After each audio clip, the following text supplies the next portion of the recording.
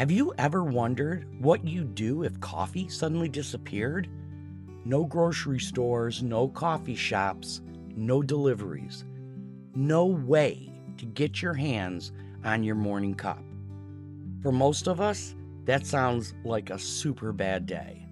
But during the Civil War, it became a reality for thousands of people. Today, we're looking at the history of a Civil War era coffee substitute and exploring the surprising lengths people went to when real coffee became almost impossible to find. Welcome back to Heritage Kitchen. It's hard to overstate just how much people loved coffee in the 1860s. Soldiers carried it in their haversacks, families served it at breakfast, and workers relied on it to start their day. In letters home, soldiers often talked about coffee with the same enthusiasm they talked about food from their mama's kitchen. A hot cup could make a cold morning feel a lot less miserable, and in a military camp, that mattered. So imagine what happened when the coffee supply started to dry up. For Union soldiers, coffee was usually available, though not always in abundance. But for the South, things were much different. As the war dragged on and Union blockades tightened around Confederate ports, imported goods became increasingly scarce. Coffee was one of the first luxuries to disappear. And when I say disappear, I mean disappear. Prices climbed so high that many families simply couldn't afford it anymore. Suddenly, people who had started every morning with coffee found themselves looking for alternatives. And that's where things get interesting. When people couldn't get coffee, they got creative, very creative. Some roasted sweet potatoes, others used corn. Some experimented with rye or barley.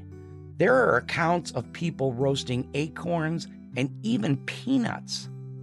Basically, if it could be dried, roasted, and brewed, somebody was willing to give it a try. Not all of these substitutes tasted good. In fact, many tasted downright awful. But they offered something people desperately wanted. A familiar routine, a hot drink to start the day. Something that felt normal during a time when very little was normal. Of all the substitutes people tried, one became especially popular: chicory root. If you've never seen chicory, it grows as a common roadside plant with bright blue flowers. The roots can be dug up, cleaned, roasted, and then ground into a powder. When brewed, it produces a dark drink that looks surprisingly similar to coffee. The flavor is different. It's earthier, a little nutty, and a bit bitter. But when coffee was unavailable, it came close enough. And close enough was often good enough. Today we're looking into a simple version of the same drink many Southern families relied on during the war. First comes the roasting. The chicory root is chopped into small pieces and placed into a hot skillet.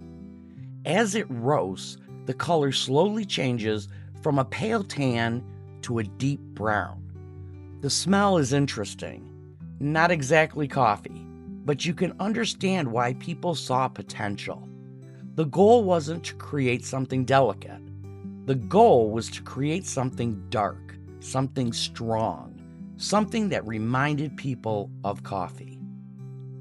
Once the roots are roasted, they're crushed into a coarse powder.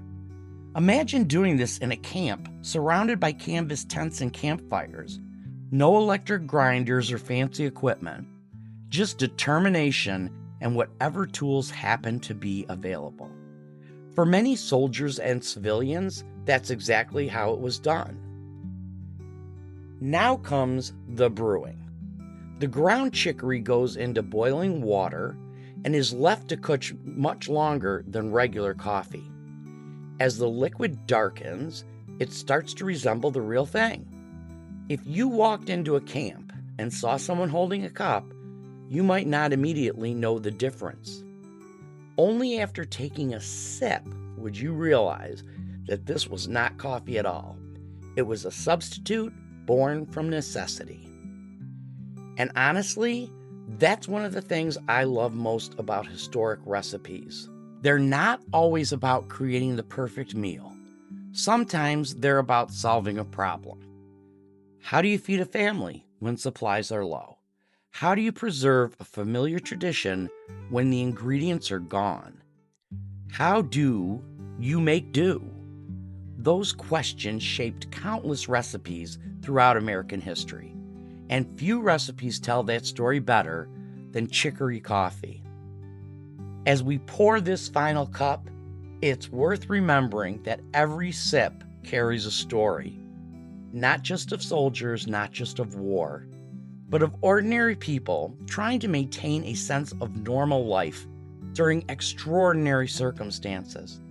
A mother serving breakfast, a farmer beginning his day, a soldier warming his hands beside a fire. History often lives in moments like those, and sometimes all it takes to discover them is a simple cup of coffee that isn't really coffee at all. Thank you for joining me in the Heritage Kitchen today. If you enjoy historic recipes, food history, and the stories behind America's culinary traditions, I'd love to have you subscribe. And until next time, keep the kettle warm and the stories alive.